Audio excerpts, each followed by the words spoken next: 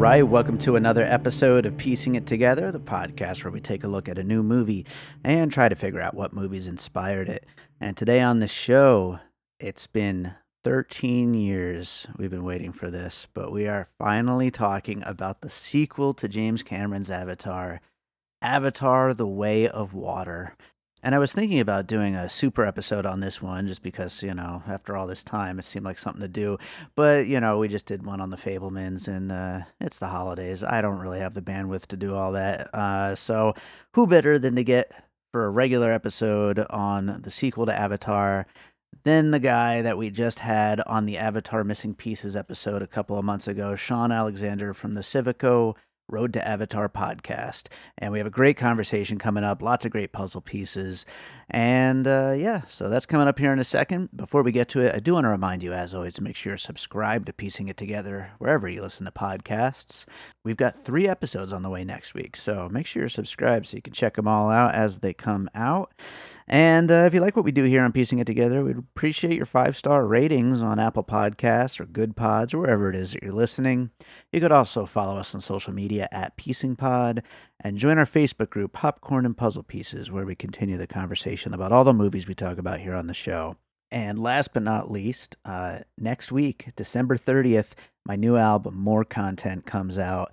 I will have something special here on the podcast talking about More Content on the 30th, but you can pre-order the album over on my Bandcamp. It's davidrosen.bandcamp.com, and of course the album will be on streaming as well, not just the limited edition CD, although I do recommend the CD.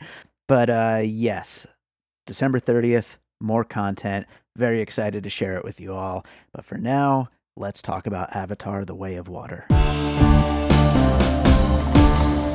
All right, I can't believe we're finally doing this, but we are going to be talking about Avatar: The Way of Water, the long-awaited sequel to James Cameron's Avatar. And who else could I have to talk about this movie than Shaun Alexander from the SIVAKO podcast? Shaun, how you doing?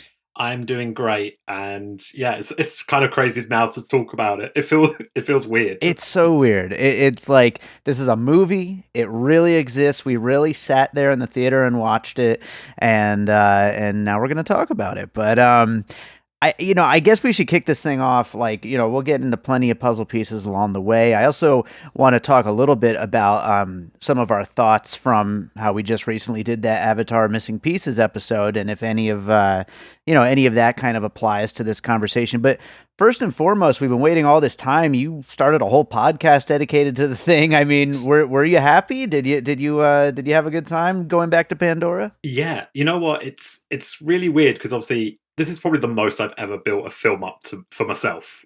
Like leading into it, when you're talking about the same film for 6 months consecutively, like every day, basically. Yeah, obviously you're going to be very excited for it. And thankfully it did sort of hit my expectations, but it also left me in that sort of position of being like, I can see that there's definitely a lot more ahead. So I hope sort of box office numbers hit what they need to, so he can make the rest of them, because it feels like there's even more to come, which is more exciting. Yeah, one thing I noticed while watching it is I kept imagining where the story is going from here. And we, obviously all these years of waiting, we know that he's been developing multiple sequels all, together. And we know that the third one's already mostly filmed and even supposedly a little bit of the fourth one.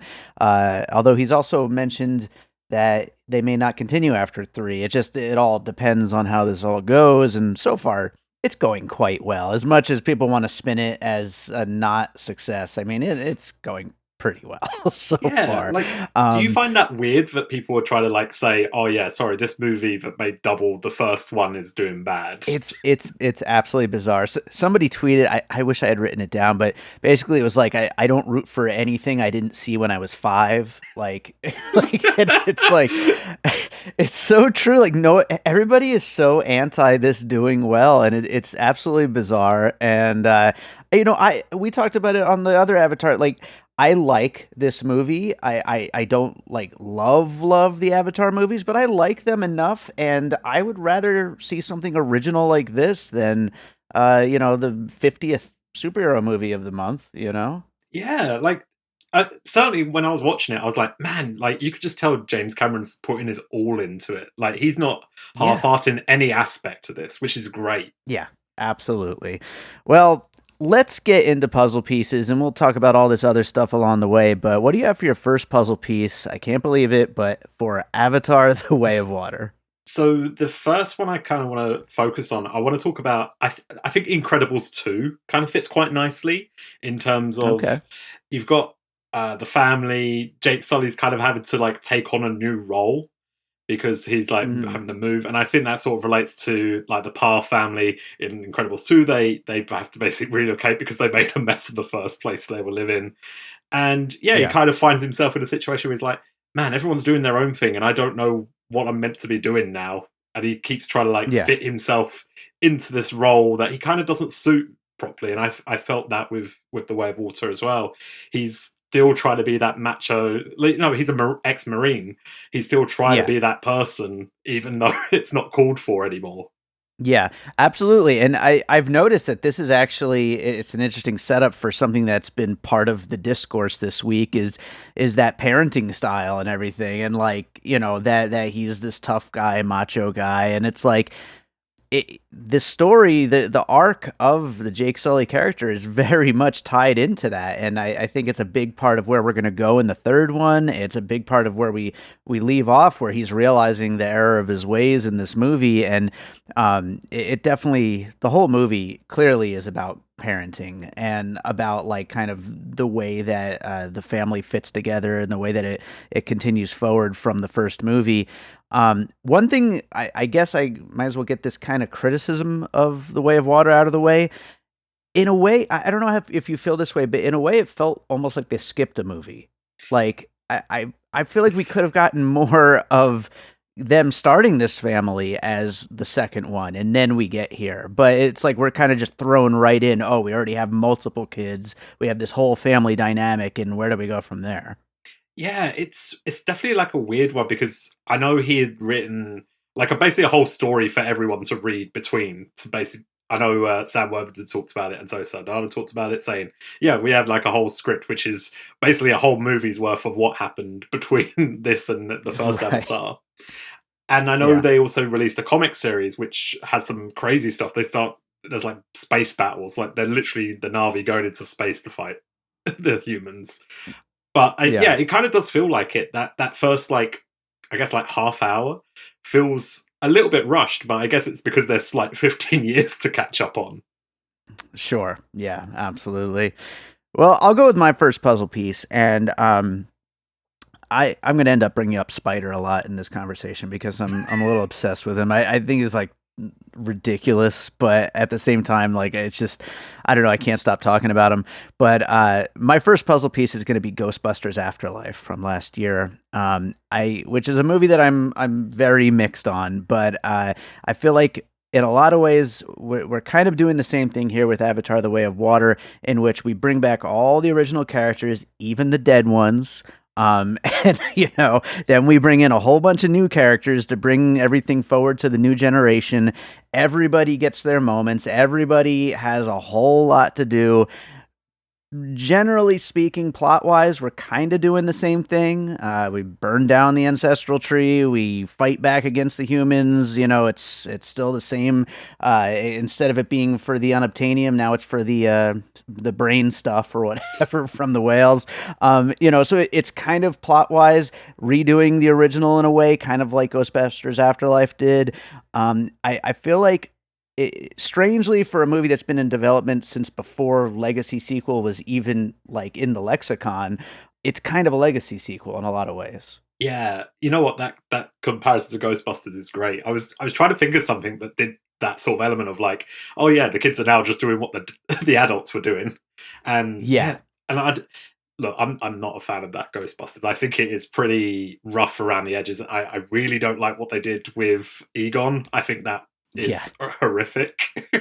Yeah. Yeah. And I feel like at least The Way of Water bringing back characters, it had some like plausibility to it. Yeah, absolutely. Oh, and you know what? Real quick, I left out. I forgot to mention. I started it out talking about Spider.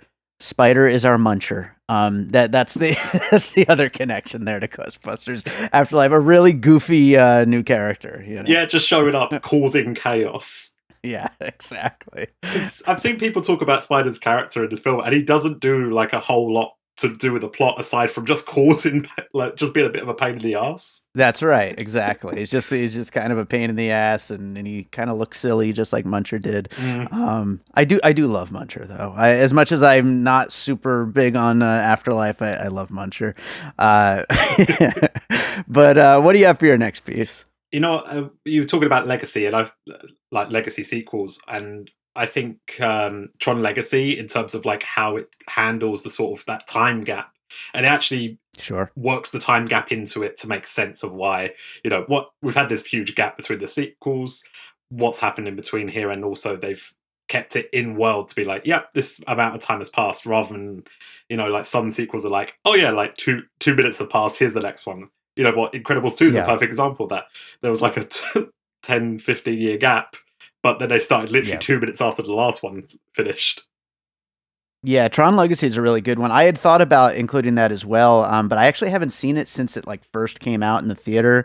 I'd love to rewatch it again sometime You soon. But need to. uh, yeah, It and I holds mean, up. it definitely had a lot to deal with. Like they had a lot to contend with for that long gap between sequels. So certainly, you can imagine where that would come in. But I'm going to go for my next one. I'm going to get away quickly from movies for a little bit and go to a video game, and then we'll bring it back to movies. But this was actually the first thing I thought of while sitting in the theater watching the movie, The Legend of Zelda Breath of the Wild, Mm. and specifically the Zora Kingdom. When these and I'm not going to go into any kind of like, oh, it looked like a video game criticism. I know some people have leveled that against it. I don't really think so. I think the effects look incredible. To me, it's more about the this world that they've gone to, that where in the water, and like these kind of like bouncy surfaces, and like the webbed bridges all around the water and all that stuff reminded me so much of the Water Kingdom in Breath of the Wild. And then again, like I had said earlier about how I'm like kind of starting to see maybe what the path forward that James Cameron has in mind. It does seem like we're going to go from I guess topography or whatever, like different areas of Pandora, and get to meet all of the inhabitants, and then the Sully clan is going to learn new abilities along the way until they've mastered everything in this entire planet. And that's kind of like that video game kind of structure of like, you go to this new world, you learn a new ability, and then you're able to go to the next world, learn a new ability. So there's a lot of like video gaminess to that kind of plot trajectory for these characters. I mean, the first Avatar is literally a video game, because you know, Jake Sully's literally going into his video game character as well. That's the whole idea of an Yeah, Avatar, isn't it? So it yeah, really is. and I think that's a great example. Is that whole, yeah, like, oh, we're going to be going to a new place. We've got new skills to learn, a little bit of story growth, but for the most part, it's because there's like a new environment. And you are right as well. I've read in a interview he did with James Cameron did with like a French magazine, and he said the next group of Navi going to be is like her Ash people. So that's going to be in Okay. free. So that'll be interesting to see what you know, how that compares, because obviously now you got that. I'm down for volcanoes on Pandora. And That sounds good. I think that's when David Thewlis is showing up as well, which means I'm super psyched. Oh boy. Yeah, I love him, so that'll be great. Mm. Absolutely. What do you have for your next piece? So I want to talk more like specific moment, and the one in particular. Well, actually, you know what? I want to talk about a character, and the character is the Tolkien, who Loak Mhm. befriends, because I got really big Okja vibes from that. I felt like Okay. it's the sort of similar thing where they like introduce you to like an animal, and you spend a good amount of time being like, "Oh man, these animals are great! What a great time!" And then it hits you really hard with being like, and here is humanity slaughtering them. And it's like Mhm. really harrowing. That there's like a whole sequence like in the middle of the film where it's just us watching these like Tolkien hunters like slaughtering this whale and then stealing its brain juice. It's awful. It's Oh like a yeah. dreadful sequence, because it's real painful, and it's like very emotional, honestly. Yeah, it really is, and Cameron obviously like really wants to kind of rub our nose in it, and like that's I think part of why the movie needed to be over 3 hours. Mm. It's like it needed you to like just be so in love with this world that it's created, and just everything looking so beautiful and real, and then here comes those sky people again to come and just absolutely destroy it. But yeah, I think that's a great one, and all the creature stuff in these movies is always so good. It's really interesting. I'll go to another piece here, and this is one I looked back at our Avatar missing pieces conversation, and surprisingly, I did not bring it up at the time. But I think when we covered James Wan's Aquaman, I brought up Avatar as a puzzle piece at the time, and certainly there's some comparison to be made between what is happening here in The Way of Water and in Aquaman. I think James Cameron is somebody who just, he loves to push technology forward, and he must have watched that movie and just been like, oh man, what they are doing, I want to do that. I want to just have just like the most incredibly, ridiculously over the top underwater sequences imaginable. And up until Aquaman, I would say that is what that is. And then, here comes James Cameron with all this ridiculous budget and, all of his new toys to blow even that out of the water. Yeah, he's a bit of a show off in that sense. And it does feel, Mm-hmm. and when you think as well, because like Aquaman 2 was meant to come out this week as well originally against Right. Avatar, and it's just I think they made the right choice here because it yeah, like when you compare the sort of like underwater effects they do in Aquaman compared to what they got in this one, it's just crazy difference, like in terms of what they're trying to achieve anyway. Because obviously Cameron is going for like this real hyper realistic style, Yeah. and with James Wan's Aquaman, you can kind of see that they've had to like tone it back a bit. There's only so much they were able to achieve with what they were working with. I Yeah. guess that's what 13 years gets you, isn't it? That's right. That's right. And attention to detail that no superhero movie is ever going to be allowed to. They just pump those things out as quick as they Mm. can. So. Well, what do you got for your next piece? So for my next one, I want to talk about a scene in the middle, which reminded me of Jaws, because Loak gets attacked by a shark thing, and it's pretty Sure. intense, honestly. And there's a section where he's just having to hold his breath under the water as well, and it's pretty intense because you could just see him sort of like fading in and out as well at that point, because he's like held his breath under there for a good like 3-4 minutes, and the shark that attacks him is pretty disgusting. I don't know. It's got like a tripod sort of style mouth where it opens up. Yeah. Yeah, kind of Yeah. gross.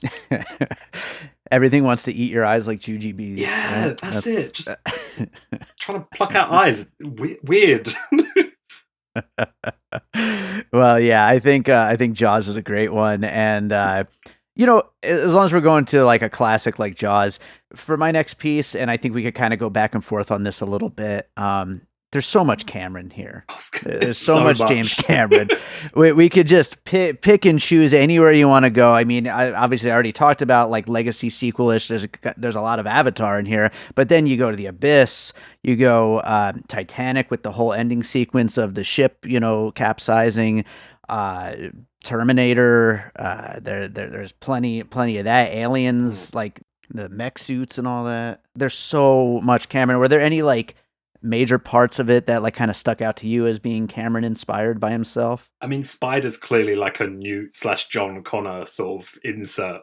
Sure. That feels like Yep. one of the most obvious ones. But I think you're right when you're talking about like the Abyss and Titanic, because the underwater bits, and there's a lot of like claustrophobic moments as well. And I think the Abyss does Hmm. that the best in terms of, yeah, like you're in this environment which is all mechanical. It feels like there's no way out, and it's just water rising, and these characters being like, "Well, I guess I'm about to drown." Yeah. There's a lot of that in the movie. There's at least like 4 or 5 times where I was like, well, here's how this character's going to die. This character's going to drown now. Yeah, for sure. No, and I think like we're seeing like for the most part like a really huge critical response to this movie, and I think part of the reason why is we've been craving those kinds of James Cameron action sequences that are just so visceral and so like how the fuck are they going to get out of these situations that he gets them into? And they seem so action packed and so insane. And that's why we love his stuff. That's why we love Terminator and Aliens, and like these movies are insane. Yeah, like that last hour sequence, basically the last hour is full action sequence. I don't think they let up in Yeah, that entire time. And it's unreal the amount that goes on, but it's so clear as well where everyone is, what's happening when, who's being affected yeah, by it. And obviously, yeah, like I just feel like a lot of the times, especially with like more modern action films, it does feel like just a mismatch of, oh god, I don't know where anyone is based to anyone else. But this here yeah, is just as clear as anything. yeah. Absolutely. It's crazy that they're able to pull it off like that. But what do you have for your next piece? So for my next one, I wanted to bring up. I feel like with Kiri, so the character Sigourney Weaver plays, she's got like this connection to the world, and I found that really interesting. And I feel like it's going to end up being explored a lot more in the sequels. And it kind of reminded me of Midnight Special a little bit, which I Okay. with because the kid's got like this sort of like really like magical, unexplained connection, and I've got a feeling they're going to kind of follow that more going forward in terms of like if they see, a few people were like watching Kiri do some weird ass godlike abilities controlling the planet. At some point, Yeah. someone's going to come for her 'cause she's got that sort of power. Yeah. I have a feeling too, like as powerful as she'll end up being, James Cameron will probably pull back before she is like full blown, like I don't know, Dark Phoenix or whatever. Mm, Like, any of those superheroes that are like so all powerful that it makes nothing matter yeah, anymore. It seems like we were just talking about like that sense of like knowing who is where and what like I feel like character wise too, like the power will never get so imbalanced that it's like these superhero type things, which is part of what we love about Cameron's work and about this movie. mm, So yeah, absolutely. I will go with one. So I wanted to include this on my list, but it's too new to really necessarily be an inspiration because it is a 2022 film. But I wanted to bring it up anyway. David Cronenberg's Crimes of the Future from this year, which is probably very left field puzzle piece to bring up. But characters in the future in that movie, they inherit things that really shouldn't be able to be inherited. Like, for example, the number of fingers that are inherited here in Avatar from Jake Sully's character, or any character who is being born out of an avatar, which is not a living being until something's injected. Like it's just there's a lot of that going on that is like it's very science fiction, of course, and so it works because it's sci-fi. But at the same time, these things it doesn't feel like they should inherit in that way, and that reminded me a lot of like the way things work in the science of Crimes of the Future. yeah. That's what, that's really good. And also, it's weird how much they bring up the whole finger thing. I thought in the movie because it's like the Yeah, main bullying point by the kids when they're like trying to take the mick out of Jake Sully's kids. They're like, "Oh, look at you! You yeah, got four fingers." yeah. The kids are mean. Yeah, Kids are messed up. I thought, but to be fair, I thought the bullying was actually on about the right level that you'd expect for kids. Honestly, in That's this right. kind in this Yeah. kind of environment, I feel like child dialogue is a really hard thing to master, and it Hmm. it toes the line at times. But for the most Yeah. part, I think it's pretty good. Yeah, yeah, and I do think Cameron's dialogue, it's at times a little stuck in the '90s. Some of like the disses and stuff like that. But I think someone got called like butt munch at one point or something like Yeah, that. something Like like that. so like, but it is what it is. So, what do you have for your next piece? For the next one, I want to mention Spy Kids because I feel Nice. like like the kids take over on this one. Really, they do, and Mm-hmm. you kind of see Jake and Natiri kind of take a back seat for the most part until like Yeah. towards the end. And I kind of liked it because we know who Jake and Natiri are. That's we know their story. We've seen it in the first one, and it's kind of interesting to see how their kids react to their how they've been raised, how they're reacting to this new environment. And yeah, for the most part, I think the kids are actually really good. And it was reminding me of Spy Kids in that way because those kids are actually very enjoyable to watch in those films. Right. Yeah, for sure. And I believe we did talk on your podcast about Robert Rodriguez being one Mm. of the obvious choices for taking over if James Cameron doesn't want to continue Avatar movies at some point. And as we start shifting the focus to the next generation, why not Robert Rodriguez to have a whole family of kids kicking all kinds of Navi ass, you know? Yeah. Well, that's it. Because like I feel like handling kids and especially like kids who are growing up on sets, it's like a tough job. That's not easy to do. Yeah. Like Harry Potter's probably the only example that people have of where it's gone probably quite well over the time period. But Yeah. yeah, like it'd be interesting to see like someone like Robert Rodriguez do it because obviously he did work with the same kids for 3 films in a row, and all those films seem to do pretty good. Yeah. Absolutely. Well, I will go with something I haven't watched in a long time, but I feel like you kind of have to bring it up in talking about The Way of Water, and that is Waterworld. I mean, again, we talked about it with Aquaman for underwater, but just in general, filming around water and wanting to make a movie that's so water based, and such a unique setting, really. I mean, the vast majority of this movie does take place on this ocean village that's mostly on and under and around the water, and the challenges that must present to try to film something like that. It's insane, and we all know just how fraught with difficulty Waterworld was to make, and of course things didn't quite work out that well for Waterworld, but here I think we're going to be a lot more successful. But they both probably just dealt with such insane challenges to try to bring that kind of world to life. Yeah, that's like instantly I was thinking about Waterworld in terms of like like the scope and scale of trying to do something like this. And obviously was it in the 90s Waterworld came out? Hmm. And yeah, like that's I think that's the perfect example of what would have happened if James Cameron tried to make Avatar in the 90s. It probably would have Yeah. been another Waterworld at that time because Yeah, there just probably. was not the scope for what he wanted to achieve.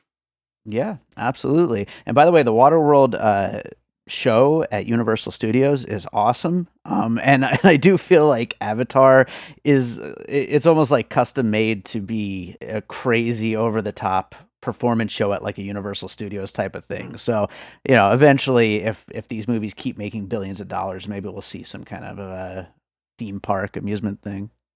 Well, we got they did a Cirque du Soleil show for it Oh, before, and that really? that was really popular. I think you can watch it in full on YouTube somewhere. Huh. So I need to catch up on that, but that seems like prime for it. I think Avatar sort of makes sense eventually to get some sort of show. Yeah, I could imagine that for sure. Well, what do you have next? Next, so I put Tarzan, but obviously you could just include anyone where it involves a jungle boy because Sure. Spider is just pure like jungle boy in this, where he's just been a bit of a rascal the whole time. It kind of reminds me mostly Jungle to Jungle, oddly enough, because that's the one where he seems to cause the most like mishaps to whoever he's involved with at the time. I think it's Tim Allen in that one, isn't it? Is that a Tarzan movie called Jungle to Jungle? Yeah, it's sort of like vaguely Tarzan. So it's the same premise. Like the kid comes to, I think he ends up in New York or something like that. Jungle to Jungle. I just brought it up and it looks so ridiculous. I've never seen Oh, this. it is ridiculous. Oh my Like if you want to watch something and just completely forget about it, like 10 minutes later, perfect. Oh, that's amazing. That's amazing. All right. Well, you know what? That's a great segue into my final puzzle piece then, in talking about Spider, because I had joked on Twitter that I'll probably get some 1-star reviews for this one. But in talking about Spider, I was thinking about Shane Black's The Predator, which I know people hate that movie and think it's just absolutely terrible. I'm not going to defend that movie at all. Like it's a mess, and it's kind of a what I believe to be a failed experiment. But when that movie came out, my theory on it was, and I may be giving Shane Black way too much credit, but my theory is that he was trying to replicate the movies of the late '80s, early '90s, these action movies that we're all nostalgic for and we all love, but we're kind of seeing through these like kind of nostalgia tinted glasses that are really very, very cheesy if you were to like watch them without that nostalgia. And to me, that's what Spider is. I think Spider is I mean, he's freaking ridiculous, and I would not try to defend him if somebody was like saying that he's terrible, as a character. But I don't think he's that much different from the kinds of characters you mentioned. You mentioned John Connor. The kind of characters that we have so much love for the movies that we see past the fact that they're very corny by today's standards. And I think that's the kind of character that James Cameron is writing with Spider. This character is going to be in the next two Avatars, and it's clearly a major part of the story. I really think that that's what Shane Black was trying to do with the tone of the Predator, with making it so goofy and so like just ridiculous. And I think that that's what Cameron's doing here with Spider as well.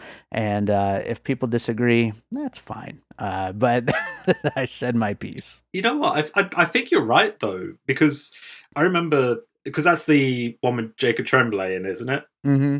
Yeah. So I remember being pretty excited for it coming out, because I was like, oh yeah, cool, Shane Black, love his work, and Sure. I was interested to see what he'd do, because it's an interesting franchise, and obviously he's got like a connection to it already. But yeah, like he kind of really like pushed it to be like, yeah, this is exactly what we did in the 80s, and it just that sort of didn't work for him. Right. But I feel like Cameron's almost like impervious to this kind of thing. Right. Something about his writing, and I think it's basically, I know a lot of people talk about it, is that he's not cynical with his writing in terms of. Mm-hmm. He never like does that wink to the audience to be like, oh, look how ridiculous this is. He's always like, no, this is like life or death situations for these characters. There's like humorous moments. I know the youngest kid makes a joke about how she's been tied up again again, and that was pretty funny. And that fits right in with that too. That fits where it's like, I think we're so like kind of poisoned by like the whole irony thing, and it's so in the culture of blockbusters right now that everything has to be ironic and everything has to be so detached and winking at the audience at every moment. This is like going right for what those kinds of movies were back then, before we, ended up where we are with blockbuster filmmaking right now, which is why this feels like a breath of fresh air, even if it's a little goofy. Yeah, and I feel like I'd rather a film be like real earnest and like have a lot of heart to it, rather than just being like, hey, look how ridiculous we are the whole time. And that's it. I think I've had like 10 years of like movies trying to poke fun at themselves, and I'm a bit bored of it now. Yeah, exactly. Absolutely. Well, do you have any other puzzle pieces? The only other one that I had The Shape of Water, which was mostly due to just this sort of like different approach to underwater scenes, where there's almost a sensitivity to it. Like it's like a softness to The Shape of Water, which I think there was in moments of certainly the second act of Avatar: The Way of Water. In that, it felt like there was a way of expressing the beauty of underwater, which I feel like a lot of people always show it as being like incredibly scary and dark, which it is. But Shape of Water does a really great way of showing it as being beautiful. Yeah. No, absolutely. That's a great extra one to go out on. We could also throw in Fast and Furious because it's about family. But I already made that joke. No Vin Diesel. Boo! Come on, get him, bring him in. He'd be a good fit. We love Vin Diesel. Yeah. Let's do the finished puzzle, and then we'll get into some closing thoughts here. We talked about The Incredibles 2, Ghostbusters Afterlife, Tron Legacy, The Legend of Zelda: Breath of the Wild, Okja, Aquaman, Jaws, the collective works of James Cameron, Midnight Special, Crimes of the Future, Spy Kids, Waterworld, Jungle to Jungle, The Predator, and The Shape of Water. And I would throw in there, I didn't put it on my list of puzzle pieces, but really just like nature documentaries in general. Like you could go with like The Planet Earth or something like that. That whole middle hour is just like the world's most beautiful nature documentary, especially if you're seeing this thing, in IMAX 3D high frame rate. Like it looks insane. Yeah, like I argued with a few people saying that the underwater shots look more beautiful now than and more realistic than anything above water looks like now in these movies, Yeah. which is crazy to me. Like, how do you make it look even better? And I Hmm. think you're right about the nature docs. One in particular that I was thinking of, I think there's one called Finn by Eli Roth, which is to do with Okay. like shark hunting and things like that. And that sort of reminded me of the whale hunting scene as well. Very cool. Yeah, I haven't seen that one, but yeah, that whole kind of subgenre. And honestly, like I would go back just to watch those sequences. Like I would watch a 2 hour just Pandora documentary at this point. That's how Mm. incredible it all looks. And I think, the funny thing is like it sounds like oh that's not something that would never happen. No, I think it kind of would with James Cameron. Like I think he would love to make that if he had like carte blanche to spend all the money in the world. Like I think he would love to make a 2 hour nature documentary about the seas of Pandora. He'd be all over that. Yeah, and also like it's like, look, I'm just saying Disney. Hey, look, finance it because Disney Plus would be perfect for sort of platform for that sort of content where people could just put it on in the background. Get David Attenborough to voice over it. Perfect. There you go. No one even know the difference. Absolutely. Did you have any other closing thoughts? Anything we didn't quite get to? Obviously, you've been, avatared out with your own, review and everything else you've been doing for the movie. But anything you wanted to bring up real quick? Uh, Honestly, just if you all like on the fence about seeing it because you haven't like seen it yet and you're thinking, oh, like, what is it worth it? Is it like an improvement on the first? I would say it's actually remarkably different from the first. The storyline has some similarities, but I think it explores them in a more interesting way. And yeah, as you said, that second act where it turns into a nature documentary is just like unreal. That sort of stuff I could watch forever. Yeah, absolutely. And I would say, this goes almost without saying at this point, but like see it in the theater. Oh Just like the yeah. first one, you have to see it in the theater, even if you're even just mildly, interested in like, I kind of want to see it. Like, don't wait till it's at home. Like, you watch this in the theater, or you just don't watch it. Like, seriously, go watch it in the theater. Mm. And also don't like watch like rips of it because it looks awful if you try and watch it through like someone's badly filmed phone. Oh God, we're dealing with a new world that I liked it better when people didn't do that, but yeah, I know. people love It's sharing those clips. it's crazy because I'm like, just go see it. Like, it's fine. In like 3 months' time, you'll be able to watch it on Disney Plus anyway. So, like, just Yeah, watch it in the theater if you're going to. Like, there's get plenty of one other footage screening to in. watch of it anyway. There's like so many trailers out. Seriously, yeah. Plus, you'll get to see the Mission Impossible trailer, but that's another Yeah. conversation. Uh, is there another movie you watched recently you'd like to recommend to our listeners? Oh, yes, I would. I would like to recommend people should watch Krampus, the one from 2015 with Tony Collette and Adam Scott, because it's the festive season, and also that Yeah, movie is beautiful, and the Krampus in it is terrifying. great recommendation there. And yeah, good one for the holiday season. So yeah, there you go. Awesome. Well, I'm really happy we were able to do this, Shaun. Tell people where they can find you and your podcast. Yeah, so best place to find me if you go on Twitter, it's at Avatar Pod. I'm on all the usual podcast platforms, but also find me on YouTube because there's sometimes some extra content on there which isn't on the rest, including like videos about Avatar. Well, obviously about Avatar. Yes, for sure. Well, everybody go check out all that stuff. There's so much more to explore with this world, of course, but we will look forward to getting you back again sometime, Shaun. Thank you so much for being here. I guess I'll see you in 2 years' time. Yep, there we go. I'm Josh Bell. And I'm Jason Harris, and we co-host a podcast called Awesome Movie Year. Each season, we take a look back at an awesome year for movies, which is every year. We deep dive into these specific years, and we pick out why they were such great years for films. We go over the biggest hits, the biggest flops, the best pictures, some personal picks, some cult classics. Years we've covered in past seasons include 1994, 2003, 1977, and 1984, and we've got all of film history to look forward to. So check us out at awesomemovieyear.com or wherever you listen to podcasts. All right, so I hope you enjoyed that conversation about Avatar: The Way of Water.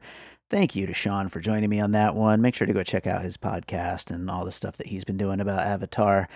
And thank you to you for listening. If you enjoy what we do here on Piecing It Together, make sure you are subscribed. We got a lot more episodes on the way, 3 next week, and then we'll start getting into our top 10 list type special episodes and stuff like that.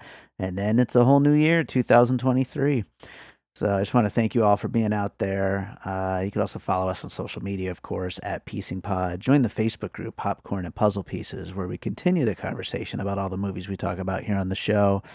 And don't forget about our Patreon, the Produced by David Rosen Patreon, where I post bonus and advanced content from Piecing It Together, from Awesome Movie Year, and from my music career.